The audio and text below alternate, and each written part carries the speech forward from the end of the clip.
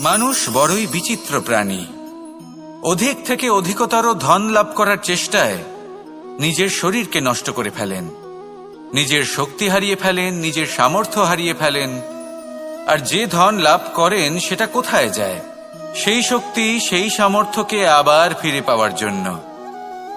আর কিছু মানুষ জীবন এমনভাবে যাপন করেন যেন তা কখনোই শেষ হবে না, কিন্তু শেষ তো সবারই হবে।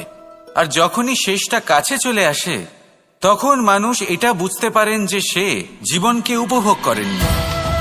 তার কারণটা কি? লালসা। এই লালসা জন্ম দেয় লোভকে, আর এই লোভ জন্ম দেয় আপনারই বিনাশকে। সেই জন্য আজ আপনার কাছে যা কিছু আছে, যেমনটা আছে তার সাথে জীবন যাপন করুন, পূর্ণরূপে যাপন করুন। আপনার কাছে যতই ধন, শক্তি, মান থাকুক, তা সবার মধ্যে ভাগ করতে শিখুন। ভাগ করলে ভালোবাসা বাড়ে, আর এই ভালোবাসা দ্বারা জীবন আরো সুখময় হয়ে ওঠে। তাহলে আসুন আর আমার সাথে ভালোবেসে বলুন, রাধা রাধা। মন। জীবনে যখনই কোনো বস্তু বা সুখ স্বাচ্ছন্দ্য অধিক মাত্রায় আপনার কাছে চলে আসে, তখন নিজেকে শ্রেষ্ঠ মনে করার একটা প্রবণতা দেখা যায়, যা হয় আত্মবিশ্বাসে পরিণত হয়, নয়তো অহংকারে। এবার আত্মবিশ্বাস আর অহংকারের মধ্যে অনেক বড় পার্থক্য রয়েছে। আমি এটা করতে পারি, আমি ওটাও করতে পারি, এ হলো আত্মবিশ্বাস। শুধুমাত্র আমি এটা করতে পারি, শুধুমাত্র আমি ওটাও করতে পারি, আমি হলাম সর্বশ্রেষ্ঠ, এটা হলো অহংকার। এবার এই অহংকার এর ধ্বনি অনেক দূর প্রবাহিত হয়, আর এর প্রহার সর্বপ্রথম আপনাকে বিপর্যস্ত করে। এবার এই অহংকার এর বিপরীত শব্দ হল বিনয়, অর্থাৎ নিজের ঊর্ধ্বে উঠে অন্যের বিষয় ভাবনা চিন্তা করা, সংসারের বিষয় ভাবা। এই বিনয়ী হবার চেষ্টা করুন, একের থেকে অনেক হওয়ার চেষ্টা করুন এবং একসাথে থাকার চেষ্টা করুন। নিশ্চিত রূপেই আপনি বিকাশের কারণ হবেন। মত্ততা থেকে নিজেকে দূরে রাখুন, অহংকার থেকে নিজেকে দূরে রাখুন। এই মন প্রসন্ন হয়ে বলবে, রাধা রাধা। জীবনে যখন কোনো ব্যক্তি নিজের লক্ষ্য প্রাপ্তির জন্য নিরন্তর পরিশ্রম করতে থাকেন, চেষ্টা করতে থাকেন, তখন তিনি কষ্ট অনুভব করেন, কখনো শারীরিক কষ্ট, কখনো মানসিক কষ্ট। এবার উনি এটা ভাবতে থাকেন যে আমি কি উচিত করছি নাকি অনুচিত করছি। কারণ অন্যদিকে এমন একজন ব্যক্তিও আছেন যিনি একদমই পরিশ্রম, চেষ্টা করছেন না। তিনি মদিরা পান করেন, বিলাসিতায় জীবন কাটান, অলস প্রকৃতির হয়ে ওঠেন, নিদ্রাতে বিলীন হয়ে থাকেন আর ভাবেন যে তিনি সুখ লাভ করছেন। কিন্তু এরকম কেন হয়? কারণ যখন আমরা সৎ পথে থাকি, উচিত পথে চলি, লক্ষ্য প্রাপ্ত করার জন্য চেষ্টা করতে থাকি, তখন আমাদের ভেতরে থাকা নেতিবাচক শক্তি এবং পাপ এই দেহকে ত্যাগ করে দেয়। আর এই অনুভূতিটাই আমাদের দুঃখের অনুভূতি দেয়, কষ্ট দেয়। এবার সেখানে যদি আমরা কুপথে চলি, অনুচিত পথে চলতে থাকি, তাহলে আমাদের ভেতরে থাকা পুণ্য এবং ধনাত্মক শক্তি আমাদের দেহ ত্যাগ করে দেয়। আর এই অনুভূতির কারণেই আমরা সুখ অনুভব করি। কিন্তু কখনো ভাববেন যে এই সুখ বেশি সময় পর্যন্ত থাকে না। সেই জন্য সবসময় মনে রাখবেন, যদি আপনি জানেন যে এটাই আপনার লক্ষ্য, এটাই উচিত পথ, শুভ পথ, তাতে নিরন্তরভাবে এগিয়ে যেতে চেষ্টা করতে থাকুন। এই কষ্ট আপনাকে সুখের পরাকাষ্ঠায় কখন পৌঁছে দেবে তা আপনি জানতেই পারবেন না। আসুন আমার সাথে ভালোবেসে বলুন, রাধা রাধা। ঈর্ষা আমাদেরই মনে বসবাস করা আরো একটা শত্রু। তবে এই শত্রু কখনো কখনো আমাদের জন্য লাভদায়কও হতে পারে, কিন্তু যদি আমরা সতর্ক না থাকি তাহলে সেটা ততটাই ঘাতক হয়ে উঠতে পারে। যদি আপনার কোনো প্রতিদ্বন্দ্বী থেকে থাকে যে এগিয়ে চলেছে, তাকে দেখে আপনার মনে ঈর্ষা উৎপন্ন হয়, আর ঈর্ষাবশত আপনি নিরন্তর চেষ্টা করতে থাকেন, পরিশ্রম করতে থাকেন সামনে এগোনোর জন্য, তাহলে তার দ্বারা আপনার বিকাশই হবে। কিন্তু কিন্তু যদি আপনি নিজের বিরোধীকে শেষ করতে দেওয়ার জন্য অগ্রসর হন, তাকে বিনাশ করার জন্য অগ্রসর হন, তাহলে এই ঈর্ষা প্রথমে আপনার বিনাশ অবশ্যই করবে। একটা কথা আছে, এটা পশু প্রবৃত্তি, আপনি শুধুই নিজের বিকাশের কথা ভাববেন। তিনিই হলেন প্রকৃত মানুষ, যিনি অন্য মানুষের জন্য প্রাণও দিতে পারেন। এই ঈর্ষা যদি আপনাকে বিকাশের পথে নিয়ে যেতে পারে তাহলে খুবই ভালো। যদি আপনাকে অন্য কাউকে বিনাশ করে দেওয়ার পথে অগ্রসর করে তাহলে তার থেকে দূরে থাকাই ভালো। যেমন ধরুন, আপনার কাছে একটা সূচ আছে যার দ্বারা আপনি ছেঁড়া কাপড়ও সেলাই করতে পারবেন বা অন্য কারোর পাত্রে ছিদ্রও করে দিতে পারবেন। আপনি কি চাইবেন, নিজের বিকাশ নাকি অন্য কারোর বিনাশ? সিদ্ধান্ত আপনারই। আসুন আর আমার সাথে ভালোবেসে বলুন, রাধা রাধা। বিষ এবং অমৃত, এর ভিত্তিতেই সংসার চক্র চলতে থাকে। যখন সমুদ্র মন্থন হয়েছিল তখন এই দুই প্রাপ্ত হয়েছিল। প্রথমে বিষ পাওয়া গেল, তারপর অমৃত। জীবন মন্থন করলেও এগুলো লাভ করা যায়। এবার এই যে বিষ, তা হলো অমৃতের থেকে অনেক বেশি শক্তিশালী এবং সেই জন্যই অনেক বেশি ঘাতকও। এবার বোঝার চেষ্টা করি এই বিষ আসলে কি। যে কোনো বস্তু বা কোনো ভাব যদি মাত্রার থেকে বেশি পরিমাণে আপনার কাছে থাকে, প্রয়োজনের থেকে বেশি আপনার কাছে থাকে, তাহলে সেটা আপনার কাছে বিষ সমান হতে পারে। তা সে ধন হোক, শক্তি হোক, সম্মান হোক, ইত্যাদি ইত্যাদি। যদি আপনার কাছে এমন কিছু থেকে থাকে যা মাত্রার থেকে বেশি পরিমাণে আপনার কাছে আছে, তাহলে তাকে ভাগ করতে শিখুন। যদি আপনি ভাগ করতে শিখে যান তাহলে এই বিষই আপনার জন্য অমৃতে পরিণত হবে, আর তাদের কাছেও অমৃত সমান হয়ে উঠবে যাদের এই সাহায্যের প্রয়োজন। তাহলে ভাগ করে নিতে শিখুন আর আমার সাথে ভালোবেসে বলুন, রাধা রাধা। কোনো বাড়িতে, কোনো পরিবারে যখন কারোর জন্ম হয় তখন তা কত সুখের মুহূর্ত হয়। সেই ছোট্ট সন্তান যখন কিছুটা বড় হয়, সে হাঁটার চেষ্টা করে, আর সেই প্রক্রিয়াতেও খুব বড় একটা শিক্ষা লুকিয়ে রয়েছে, ঠেলে দেওয়া। যখন আপনি হাঁটতে চান, সামনে এগোতে চান, তখন আপনি কি করেন? নিজের পায়ের তলার যে মাটি তাকে আপনি পেছনে ঠেলে দেন। ব্যাস, এই একই জিনিস তো জীবনেও শিখতে হবে। এবার যদি আপনি জ্ঞানের পথে অগ্রসর হতে চান তাহলে অজ্ঞানতাকে পেছনে সরিয়ে দিতে হবে। যদি আপনি প্রকাশের দিকে এগোতে চান তাহলে অন্ধকারকে পেছনে সরিয়ে দিতে হবে। যদি আপনি ভবিষ্যতে সফল হতে চান তাহলে অতীতের যে অসফলতাগুলিকে পেছনে সরিয়ে দিতে হবে। যে জল বইতে বইতে থেমে যায় তাকে আমরা নালা বলে থাকি, তার থেকে দুর্গন্ধ বের হয়। কিন্তু যে জল বইতেই থাকে তাকেই আমরা পবিত্র জল বলি। তাহলে আপনিও কর্ম করতে থাকুন, কখনো থামবেন না, আর আমার সাথে ভালোবেসে বলুন, রাধা রাধা। যোগাসন। যোগাসনে আসন অত্যন্ত গুরুত্বপূর্ণ। এবার আমি বলবো সবথেকে শ্রেষ্ঠ আসন কোনটি। আশ্বাস। নিজেকে আশ্বস্ত করতে থাকুন যে আমি আছি, সব ঠিক হবে, যা হচ্ছে ভালোর জন্য হচ্ছে। এই আশ্বাস আপনাকে জীবনে এমন ধনাত্মক বিশ্বাস দেবে যে আপনি বড় বড় সমস্যার সমাধান করতে পারবেন। এবার যদি কথা বলি সবথেকে কঠিন সময়ের, তাহলে সেটা হলো বিচ্ছেদের। যা মা সীতাকে সহ্য করতে হয়েছে শ্রীরামের জন্য, রাধা কৃষ্ণকেও সহ্য করতে হয়েছে।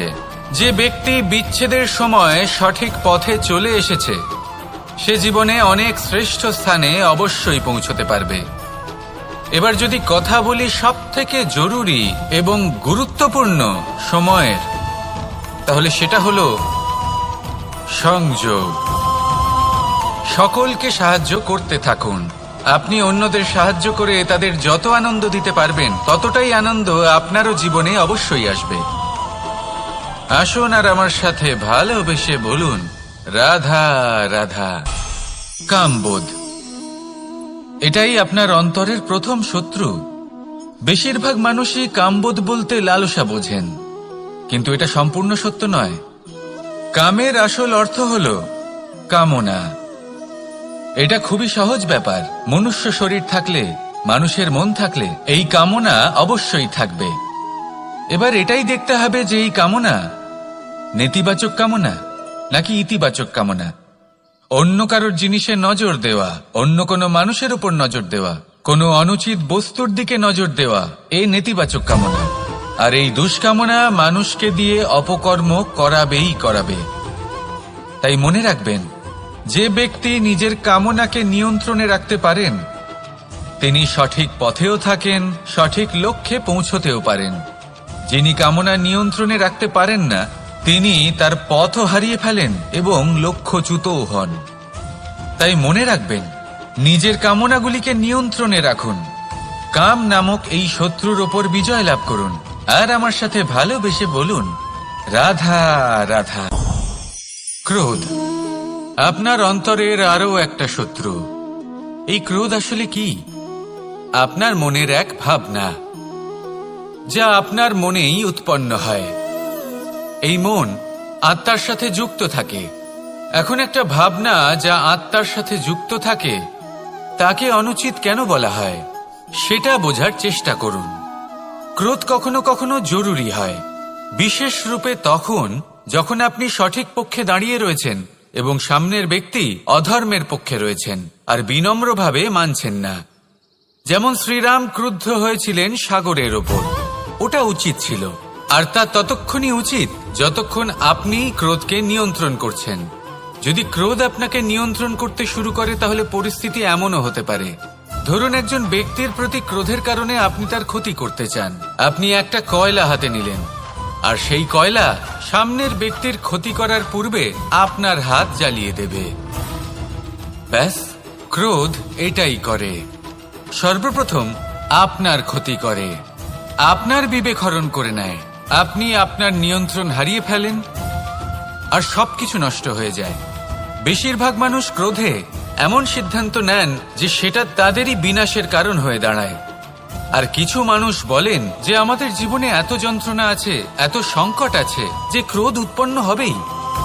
আর এরকম সময় এটাই উচিত হবে যে আপনি নিজেকে ক্রোধের থেকে দূরে রাখুন আর তারপর সমস্যার নিবারণ করুন। আর এই নিবারণই আপনার জীবনকে একটা শ্রেষ্ঠ স্তরে পৌঁছে দেবে। তাহলে ক্রোধ থেকে দূরে থাকুন, সুপ্রসন্ন থাকুন আর আমার সাথে ভালোবেসে বলুন, রাধা রাধা। লোভ আপনার অন্তরের আরো একটা শত্রু। দেখতে গেলে এটা একটা শব্দ, একটা সংস্কৃত শব্দ। লব ধাতু থেকে উৎপন্ন হয়েছে। এর অর্থ কিছু লাভ করা।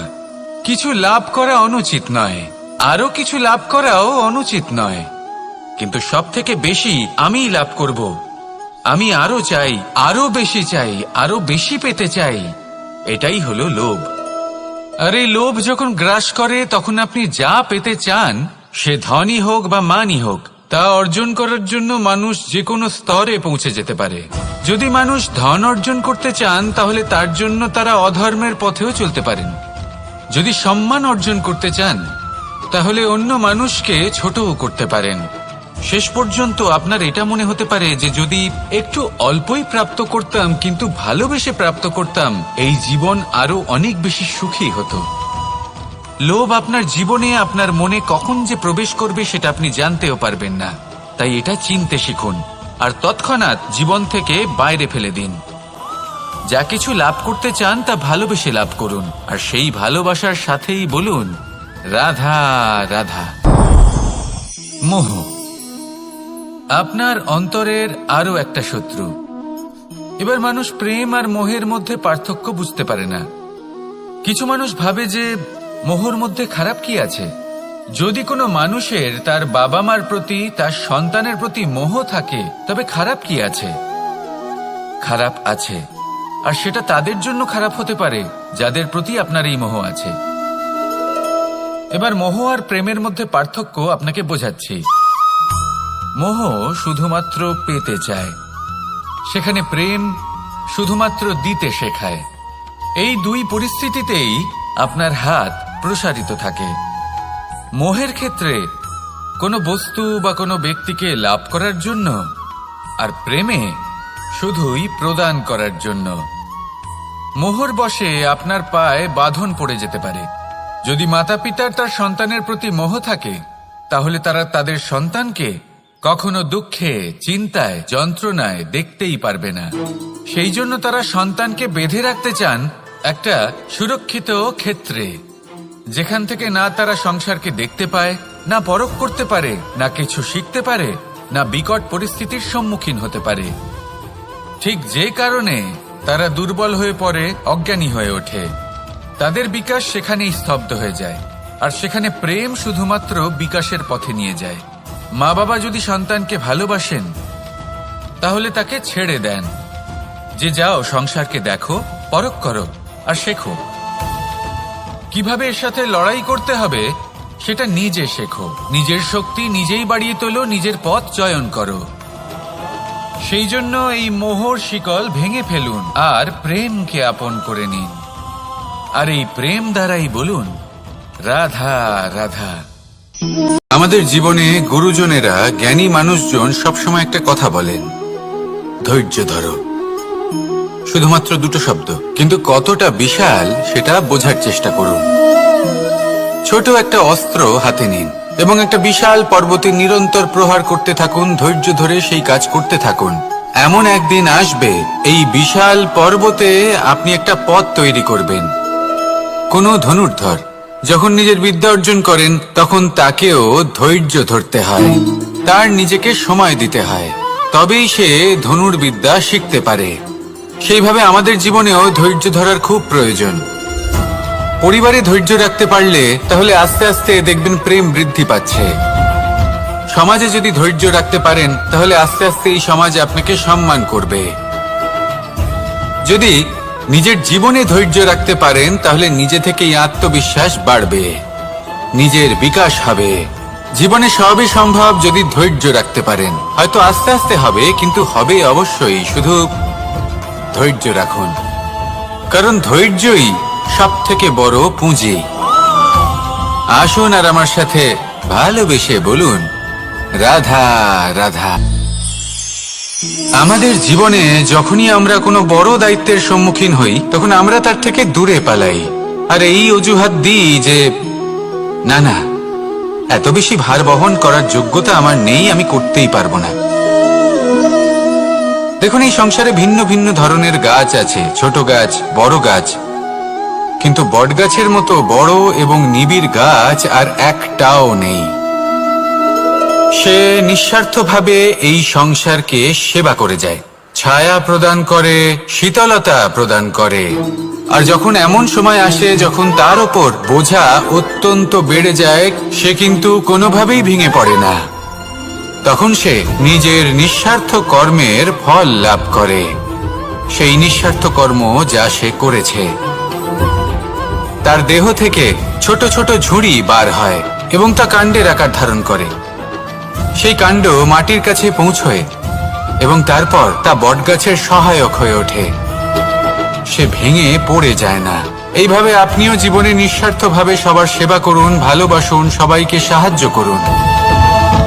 যেদিন আপনার ওপর বোঝা অত্যন্ত বেড়ে যাবে, সেদিন এই সব মানুষ আপনাকে সাহায্য করার জন্য আসবেন, আপনার শক্তি হয়ে উঠবেন, আর আপনি বটগাছের মতোই মহান এবং বিশাল হয়ে উঠবেন। আসুন আর আমার সাথে ভালোবেসে বলুন, রাধা রাধা। একটা শব্দ আছে, পরিস্থিতি। অনেক মানুষের মুখে আমরা এই শব্দ শুনি।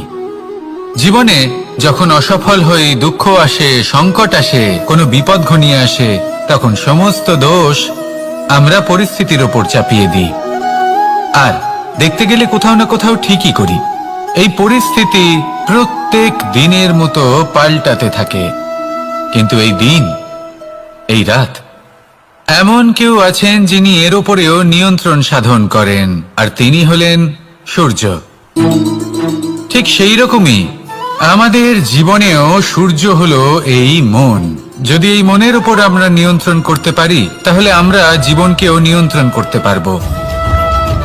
প্রথমে এই মনের রাজা হয়ে উঠতে হবে। তাই মনে রাখবেন, যদি মন দুর্বল হয় তাহলে পরিস্থিতি আমাদের সমস্যা বলে মনে হবে। এই মন যদি স্থির হয়, পরিস্থিতি প্রতিস্পর্ধা বলে মনে হবে। আর এই মন যদি শক্তিশালী হয়ে ওঠে, তাহলে যে কোনো পরিস্থিতি আপনার কাছে একটা সুযোগ মাত্র, এমন এক সুযোগ যাতে অগ্রসর হয়ে আপনি মহান হয়ে উঠতে পারেন। এই মনের শক্তির বৃদ্ধি ঘটান, মহান হয়ে উঠুন, আর আমার সাথে ভালোবেসে বলুন, রাধা রাধা। খুব সুন্দর একটা কাহিনী আছে। একবার এক ব্যক্তি নিজের অসফলতার জন্য ত্রস্ত হয়ে সময় দেবতার তপস্যা করতে বসলেন। উনি তপস্যা করলেন এবং সময় দেবতা প্রসন্ন হলেন, মানুষের রূপ ধারণ করে ওনার সামনে প্রকট হলেন। এবার সেই ব্যক্তি ওনাকে জিজ্ঞেস করলেন যে কি এমন আছে যার জন্য আপনি বারবার জয়ী হন আর আমি চিরকাল পরাজিত হয়ে থাকি? কেন এত পরিশ্রম করা সত্ত্বেও আমি সাফল্য লাভ করতে পারি না? তখন সময় দেবতা উত্তর দিলেন যে দিন হোক বা রাত, ঝড় হোক বা ভূমিকম্প, রোদ হোক বা বৃষ্টি হোক, সময়ের সূত্রপাত হোক বা প্রলয়, আমি থামি না, আমি চলতেই থাকি। আর সেই জন্য যিনি থেমে যান তিনি পরাজিত হন আর আমি জয়ী হই। এটাই আমাদের শিখতে হবে। জীবনে সবসময় চলতে থাকুন, কখনো থামবেন না। হ্যাঁ, কিছুক্ষণের জন্য বিরতি নিতে পারেন, বিশ্রাম করার জন্য, নিজেকে আরো সশক্ত করে তোলার জন্য, কিন্তু থেমে যাবেন না। নিরন্তর কর্ম করতে থাকুন, পরিশ্রম করতে থাকুন, তবেই এই সংসার আপনাকে মনে রাখবে। আসুন আমার সাথে ভালোবেসে বলুন, রাধা রাধা।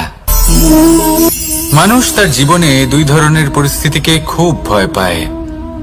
এক, কোনো কারণবশত কারোর সামনে নত হওয়া। দুই, কোনো কারণে নিজের চরিত্র থেকে, নিজের মূল্যবোধ থেকে বিচ্যুত হওয়া। এবার কেন হয় এরকম যে কথায় কথায় কারোর সামনে নত হতে হয়? কেন বারংবার নিজের চরিত্র থেকে চ্যুত হতে হয়? এরকম কেন হয়? এটা তখনই হয় যখন আমাদের শিক্ষা এবং মূল্যবোধের অভাব থাকে। যদি মানুষের মধ্যে প্রকৃত শিক্ষা থাকে, তাহলে এই সংসারে কোনো সময় এবং কারোর সামনেই নত হওয়ার কোনো প্রয়োজন নেই। যদি মানুষের মধ্যে মূল্যবোধ থাকে, তাহলে তাকে নিজের মূল্যবোধ বা চরিত্র থেকে বিচ্যুত হতে হয় না, তা সে যাই হয়ে যাক না কেন।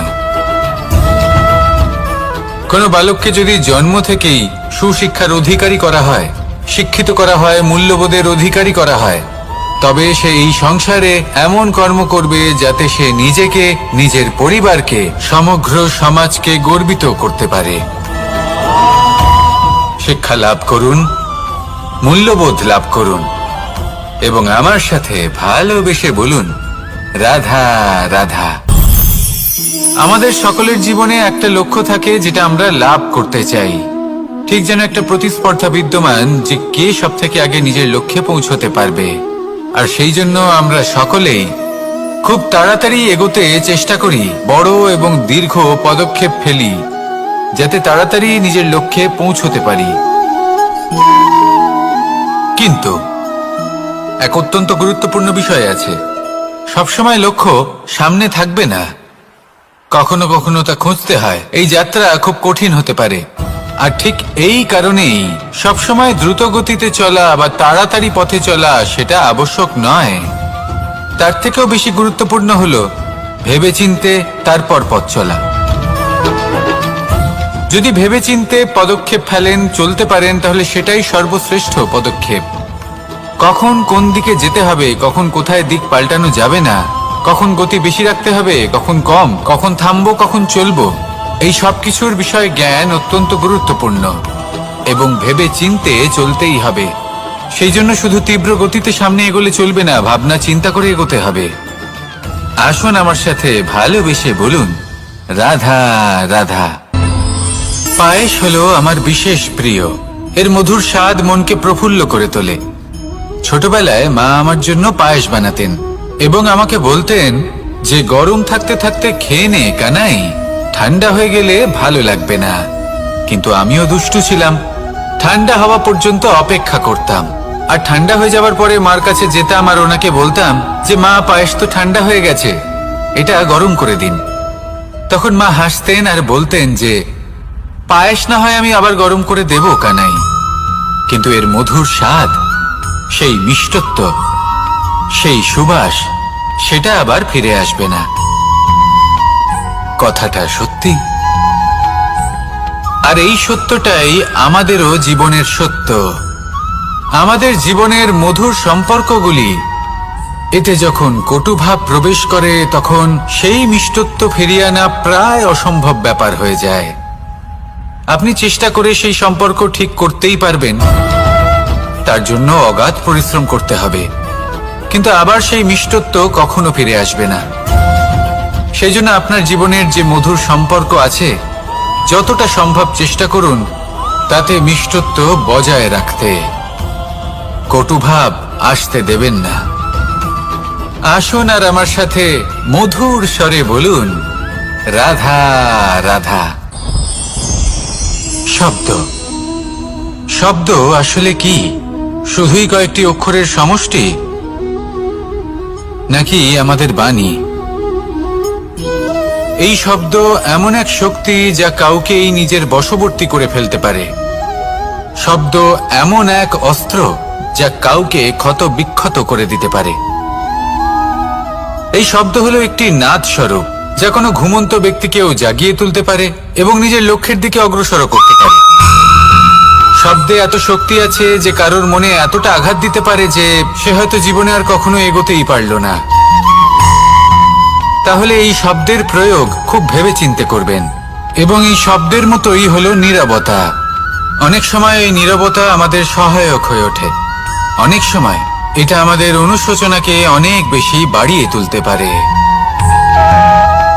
ভীষ্ম পিতামহ, অঙ্গরাজ কর্ণ, যখন দ্রৌপদীর বস্ত্রহরণ হচ্ছিল তখন এনারা নীরব ছিলেন।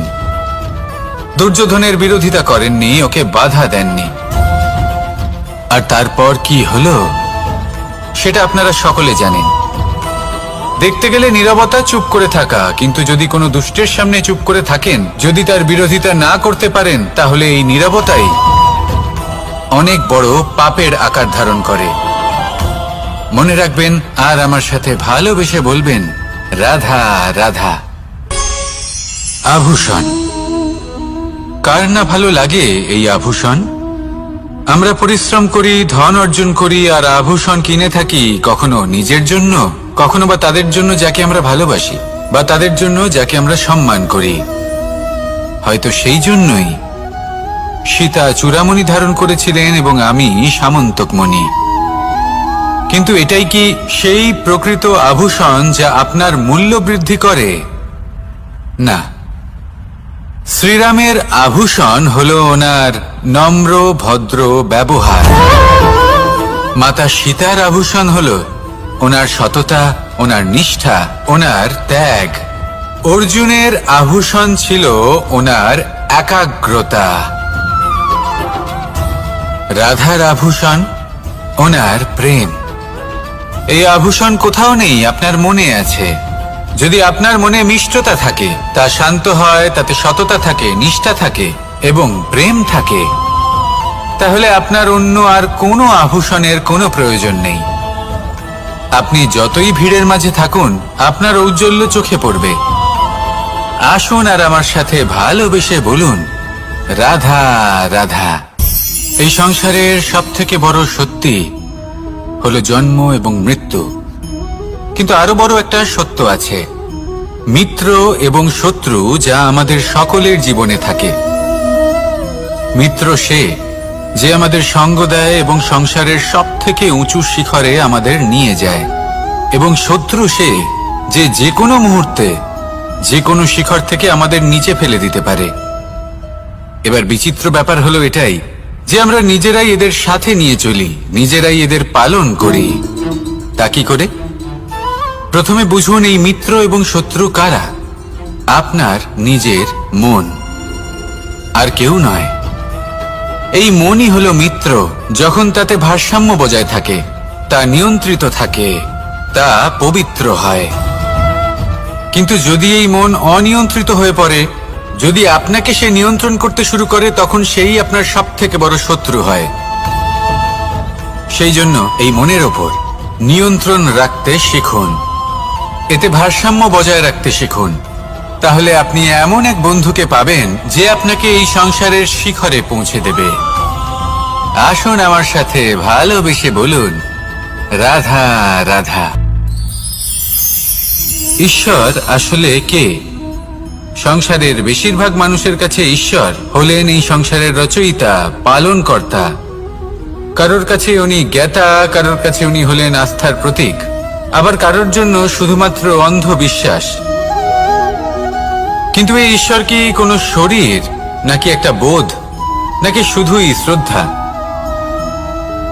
ঈশ্বর হলেন তিনি যিনি হলেন আপনার ইষ্ট। সেই জন্যই তো গুরু, মাতা, পিতা এনাদেরও ঈশ্বরই বলা হয়েছে। যাদেরকে আমরা ঈশ্বর বলে মনে করি, যারা আমাদের ইষ্ট, তারা আমাদের একটি পথ দেখান, একটি দিকে চালিত করেন। সেই পথে চলে আপনি শুভ কর্ম করতে পারেন। আর যখন কোনো ব্যক্তি তার ঈশ্বরের আদেশ পালন করেন, তখন সে নিজে থেকেই শুভ পথে অগ্রসর হয়ে যান। বেশ কয়েকজন মানুষ ঈশ্বরের ওপর আস্থা রাখেন এবং ভাবেন যে অনুচিত কোনো কাজ করা উচিত নয়, ঈশ্বর দেখছেন। ওনারা ভয় পান যে কোনো অনুচিত কর্ম করলে কে জানে তার পরিণাম কি হবে। এমন অনেক ব্যক্তি রয়েছেন যারা ঈশ্বরকে বিশ্বাস করেন এবং জানেন যে ঈশ্বর তাদেরকে দেখছেন, তাই যে যে শুভ কর্ম ওনারা করেছেন তার ফল তারা অবশ্যই পাবেন। এবার আপনি ভয় পেয়ে ঈশ্বরকে বিশ্বাস করবেন, নাকি বিশ্বাসের দ্বারা ঈশ্বরকে বিশ্বাস করবেন, সেই সিদ্ধান্ত আপনারই। কিন্তু হ্যাঁ, যদি আপনার মনে ঈশ্বরের জন্য কোনো স্থান থাকে, যদি আপনার কোনো ইষ্ট থাকেন, যদি আপনি কাউকে ঈশ্বর মনে করেন, যার প্রত্যেক আদেশ আপনি পালন করে থাকেন, তাহলে বলি, ঈশ্বর কখনো আপনাকে অনুচিত পথে চালিত করবেন না। আসুন আমার সাথে ভালোবেসে বলুন, রাধা রাধা। এই সংসারে ভিন্ন ভিন্ন ধরনের গাছ আছে, অসংখ্য ধরনের প্রজাতি আছে।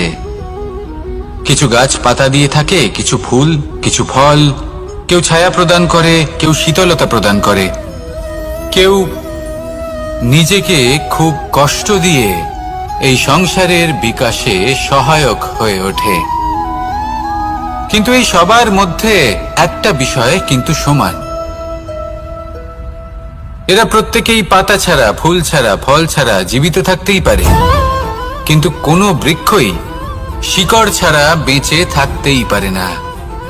এটাই হলো রাধার। ঠিক সেইভাবেই আমাদের জীবনে শক্তি হোক, ধন হোক বা সাফল্য হোক, আমাদের বা আমাদের পরিবারের প্রসন্নতাই হোক, এই সব কিছুর আধার হলো, সবকিছুর মূল হলো পরিশ্রম। তাই জীবনে চিরকাল পরিশ্রম করতে থাকুন। যদি আপনি জীবনে মহান হবার পথে অগ্রসর হতে চান, তাহলে পরিশ্রম করুন। এই পরিশ্রম দ্বারাই নিজের পরিবারকে প্রসন্ন করুন, নিজের বন্ধুদের প্রসন্ন করুন, এই সমাজকে গর্বিত করুন। আসুন আমার সাথে ভালোবেসে বলুন, রাধা রাধা। কখনো কোনো বাগানের কোনো বৃক্ষকে দেখেছেন যেখানে সুগন্ধি ফুল থাকে, রসালো ফল থাকে? তখন মন প্রফুল্ল হয়ে ওঠে, মন থেকে সেই বৃক্ষের প্রতি ভালোবাসা জন্মায়।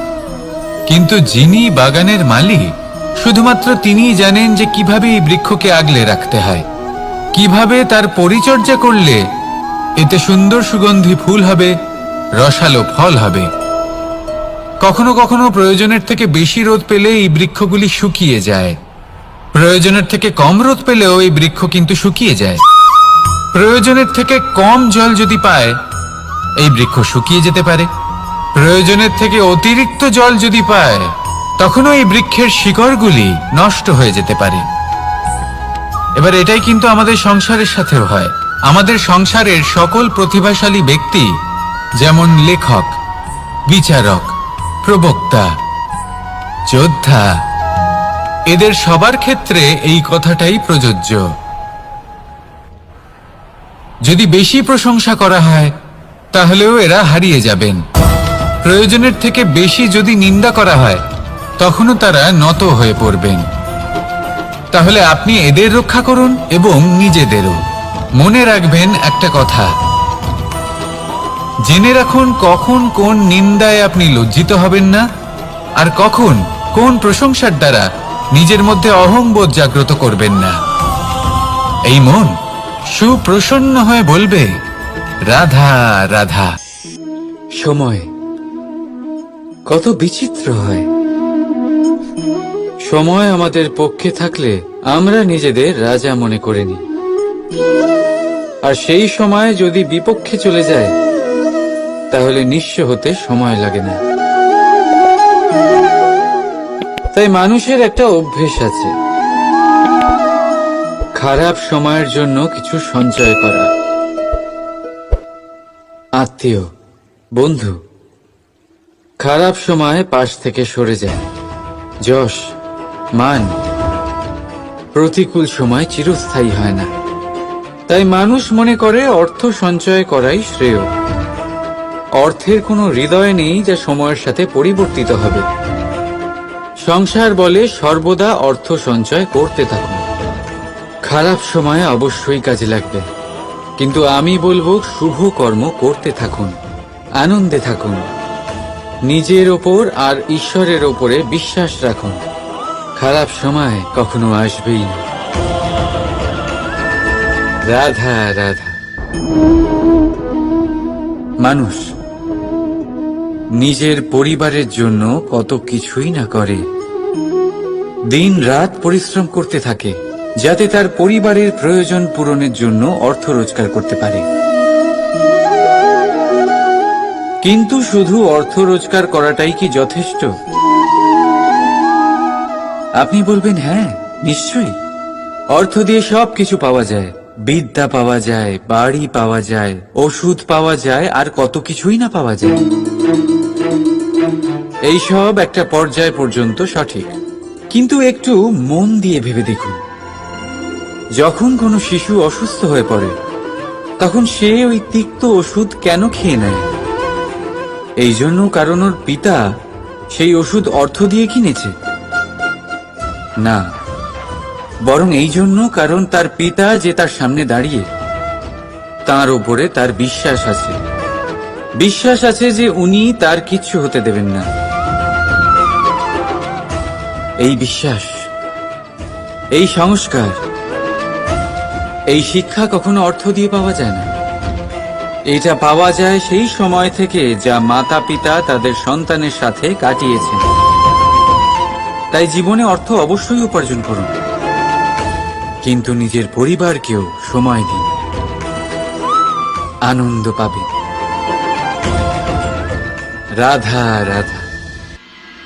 প্রকৃতি মানুষকে এক বিশেষ শক্তি দিয়েছে, অন্য জীবের থেকে বেশি শক্তি দিয়েছে, স্মরণ শক্তি। এই শক্তি মানুষকে অন্য জীবের থেকে ভিন্ন করে, ইতিহাস রচনা করার প্রেরণা দেয়, জ্ঞানকে বংশানুক্রমে এগিয়েও নিয়ে যায়। আর যারা ভুলে যান, অধিকাংশ সময় তারা উপহাস আর দয়ার পাত্র হয়ে যান। কিন্তু এটাই কি প্রকৃত রূপে সত্য? না।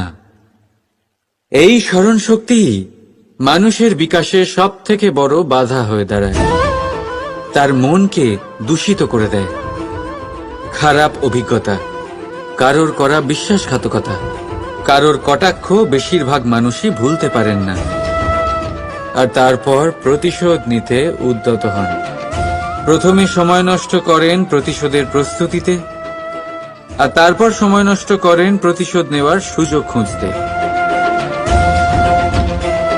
যদি সন্তুষ্টি পেতে চান, যদি জীবনে আনন্দ পেতে চান, তাহলে স্মরণ শক্তির সদ্ব্যবহার করুন। নিজের স্মরণ শক্তিকে চালনা করুন শুধুমাত্র ভালো কথা আর ভালো স্মৃতির দিকে। জীবনে আনন্দ পাবেন। রাধা রাধা। জীবন কি? এই জীবন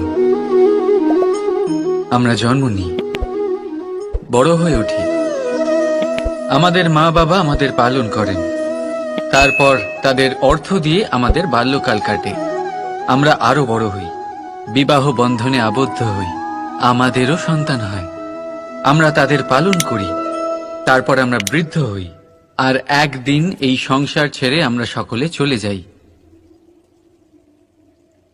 এটাই কি জীবন? আপনার মনে এই প্রশ্ন হয়তো অনেকবার জেগেছে, তাই না?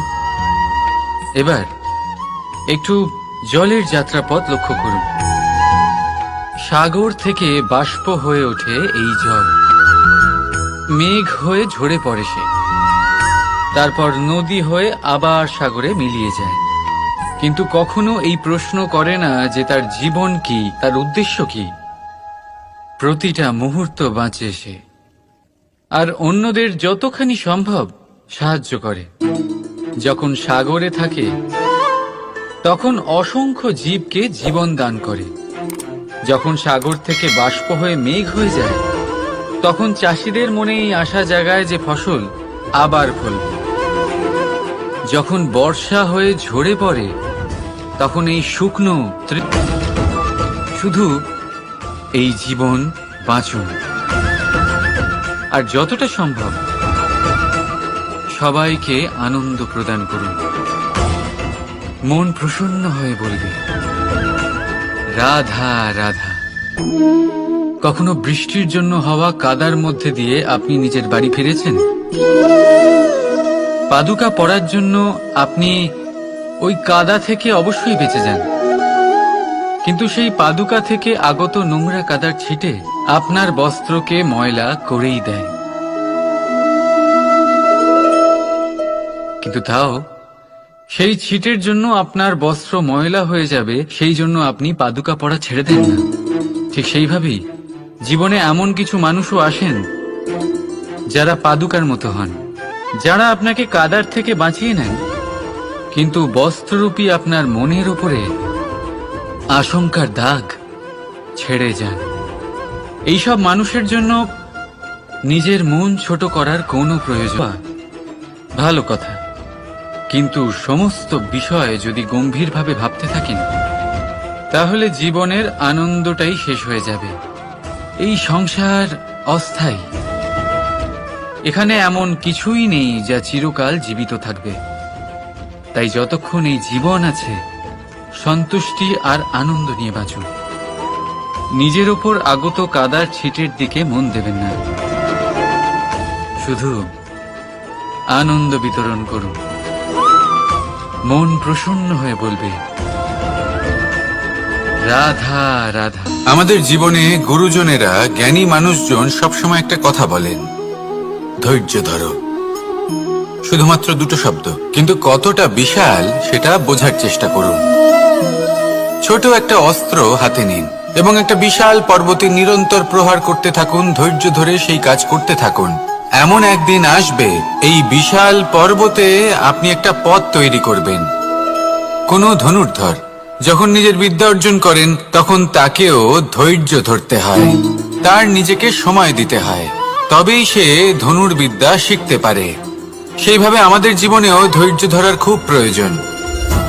পরিবারে ধৈর্য রাখতে পারলে তাহলে আস্তে আস্তে দেখবেন প্রেম বৃদ্ধি পাচ্ছে। সমাজে যদি ধৈর্য রাখতে পারেন তাহলে আস্তে আস্তে এই সমাজ আপনাকে সম্মান করবে। যদি নিজের জীবনে ধৈর্য রাখতে পারেন তাহলে নিজে থেকেই আত্মবিশ্বাস বাড়বে, নিজের বিকাশ হবে। জীবনে সবই সম্ভব যদি ধৈর্য রাখতে পারেন। হয়তো আস্তে আস্তে হবে, কিন্তু হবে অবশ্যই। শুধু ধৈর্য রাখুন, কারণ ধৈর্যই সব থেকে বড় পুঁজি। আসুন আর আমার সাথে ভালোবেসে বলুন রাধা রাধা। আমাদের জীবনে যখনই আমরা কোনো বড় দায়িত্বের সম্মুখীন হই তখন আমরা তার থেকে দূরে পালাই, আর এই অজুহাত দিই যে না না, এত বেশি ভার বহন করার যোগ্যতা আমার নেই, আমি করতেই পারবো না। দেখুন, এই সংসারে ভিন্ন ভিন্ন ধরনের গাছ আছে, ছোট গাছ, বড় গাছ, কিন্তু বটগাছের মতো বড় এবং নিবিড় গাছ আর একটাও নেই। সে নিঃস্বার্থভাবে এই সংসারকে সেবা করে যায়। ছায়া প্রদান করে, শীতলতা প্রদান করে। আর যখন এমন সময় আসে যখন তার ওপর বোঝা অত্যন্ত বেড়ে যায়, সে কিন্তু কোনোভাবেই ভেঙে পড়ে না। তখন সে নিজের নিঃস্বার্থ কর্মের ফল লাভ করে, সেই নিঃস্বার্থ কর্ম যা সে করেছে। তার দেহ থেকে ছোট ছোট ঝুড়ি বার হয় এবং তা কাণ্ডের আকার ধারণ করে। সেই কাণ্ড মাটির কাছে পৌঁছয় এবং তারপর তা বটগাছের সহায়ক হয়ে ওঠে। সে ভেঙে পড়ে যায় না। এইভাবে আপনিও জীবনে নিঃস্বার্থভাবে সবার সেবা করুন, ভালোবাসুন, সবাইকে সাহায্য করুন। যেদিন আপনার ওপর বোঝা অত্যন্ত বেড়ে যাবে, সেদিন এই সব মানুষ আপনাকে সাহায্য করার জন্য আসবেন, আপনার শক্তি হয়ে উঠবেন। আর আপনি বটগাছের মতোই মহান এবং বিশাল হয়ে উঠবেন। আসুন আর আমার সাথে ভালোবেসে বলুন, রাধা রাধা। একটা শব্দ আছে, পরিস্থিতি।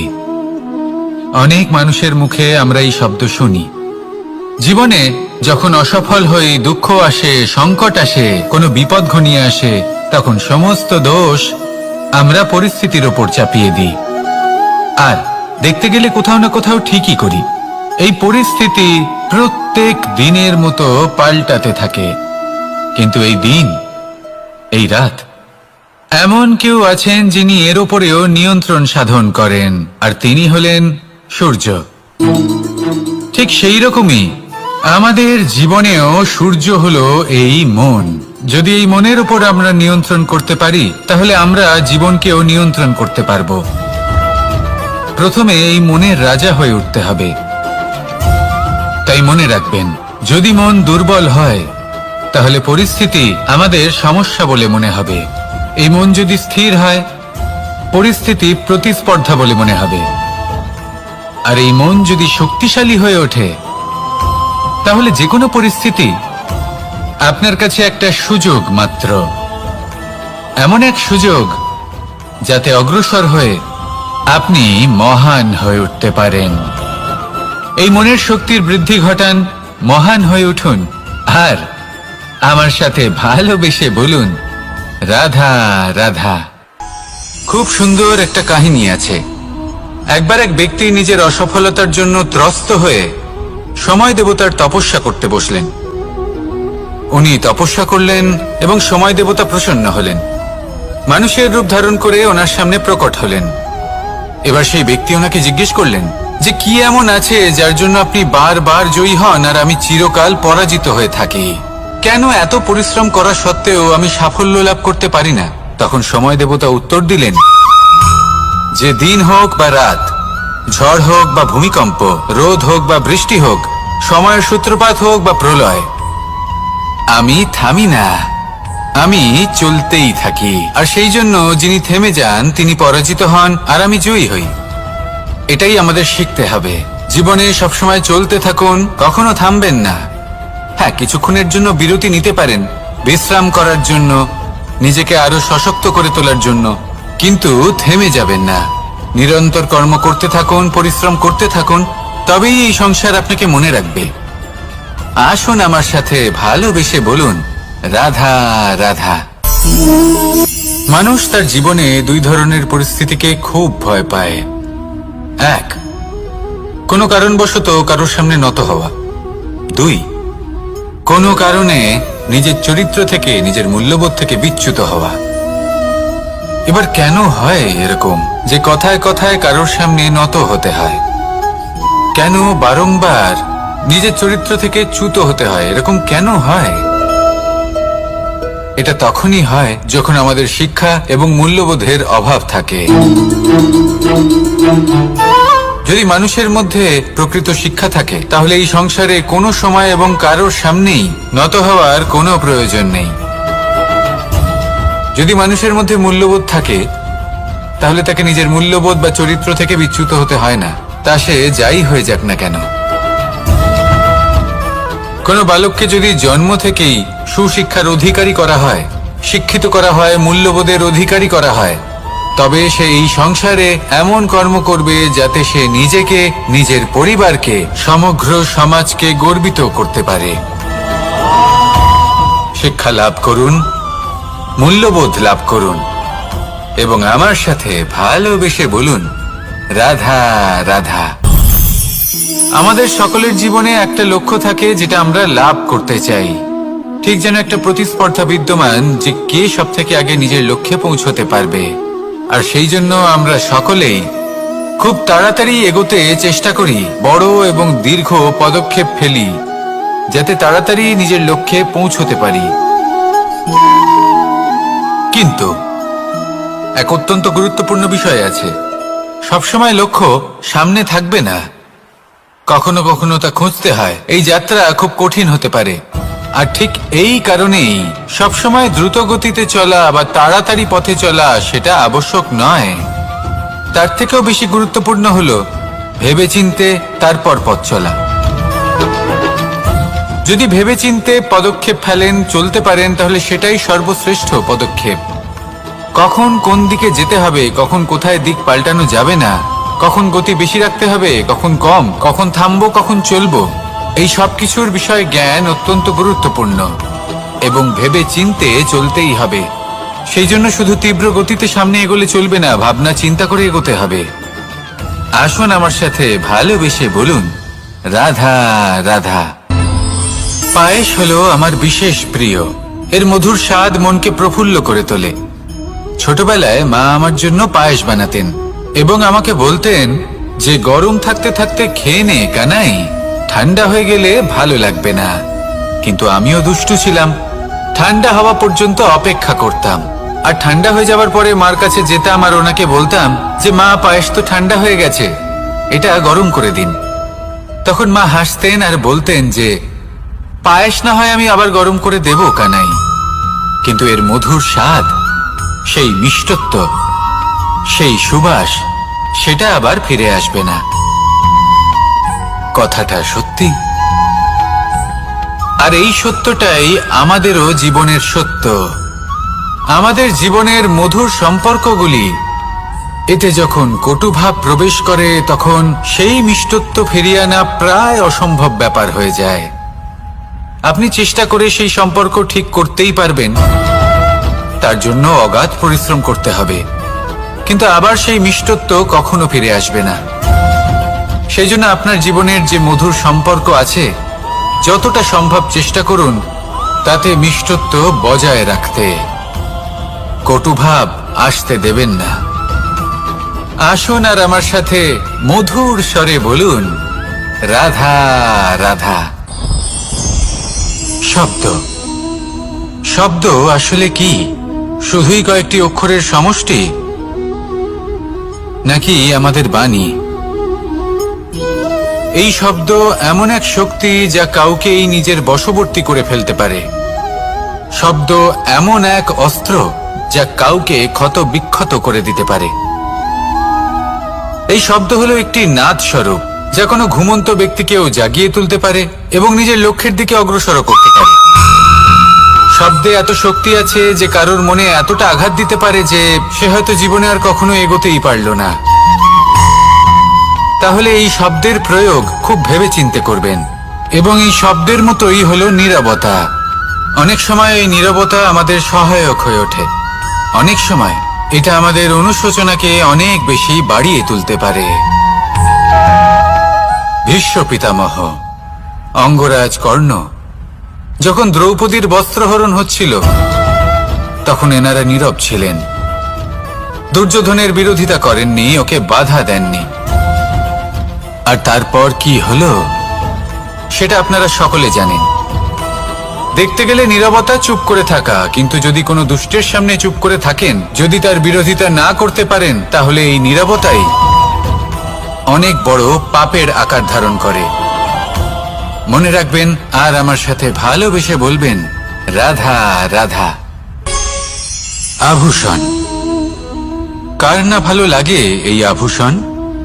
আমরা পরিশ্রম করি, ধন অর্জন করি আর আভূষণ কিনে থাকি, কখনো নিজের জন্য, কখনো বা তাদের জন্য যাকে আমরা ভালোবাসি, বা তাদের জন্য যাকে আমরা সম্মান করি।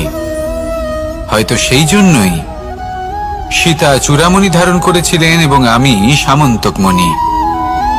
কিন্তু এটাই কি সেই প্রকৃত আভূষণ যা আপনার মূল্য বৃদ্ধি করে? না, শ্রীরামের আভূষণ হলো ওনার নম্র ভদ্র ব্যবহার। মাতা সীতার আভূষণ হলো ওনার সততা, ওনার নিষ্ঠা, ওনার ত্যাগ। অর্জুনের আভূষণ ছিল ওনার একাগ্রতা। রাধার আভূষণ ওনার প্রেম। এই আভূষণ কোথাও নেই, আপনার মনে আছে। যদি আপনার মনে মিষ্টতা থাকে, তা শান্ত হয়, তাতে সততা থাকে, নিষ্ঠা থাকে এবং প্রেম থাকে, তাহলে আপনার অন্য আর কোনো আভূষণের কোনো প্রয়োজন নেই। আপনি যতই ভিড়ের মাঝে থাকুন, আপনার ঔজ্জ্বল্য চোখে পড়বে। আসুন আর আমার সাথে ভালোবেসে বলুন, রাধা রাধা।